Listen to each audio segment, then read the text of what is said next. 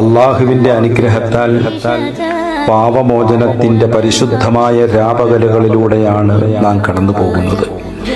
ഇനിയുള്ള ദിനരാത്രങ്ങൾ പാപമോചന പ്രാർത്ഥനകൾ അധികരിപ്പിക്കേണ്ട ദിനങ്ങളത്രേ.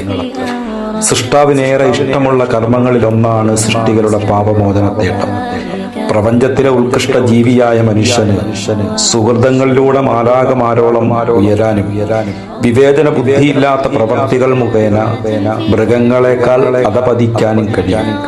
തിന്മകളിലേക്ക് വഴുതി വീഴുക എന്നത് മനുഷ്യ പ്രകൃതമാണ്. അറിഞ്ഞും അറിയാതെയും അനവധി അബദ്ധങ്ങളിൽ ആപതിക്കുന്നതിനുള്ള പിശാചിന്റെ കെണിവലകളാണ് മനുഷ്യന് ചുറ്റുമുള്ളത്. അള്ളാഹുവിന്റെ പ്രത്യേക സംരക്ഷണം ലഭിച്ചവർക്കേ പാപമുക്ത ജീവിതം നയിക്കാനാവും.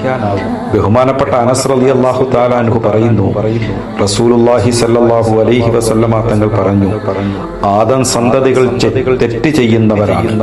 തെറ്റ് ചെയ്യുന്നവരിൽ ഉത്തമർ പശ്ചാത്തപിച്ചു മടങ്ങുന്നവരും. അല്ലാഹു പാപമോചന പ്രാർത്ഥനകളിലൂടെ പരിശുദ്ധമായ സംശുദ്ധമായ ജീവിതം നയിക്കാൻ നമ്മെ അനുഗ്രഹിക്കട്ടെ.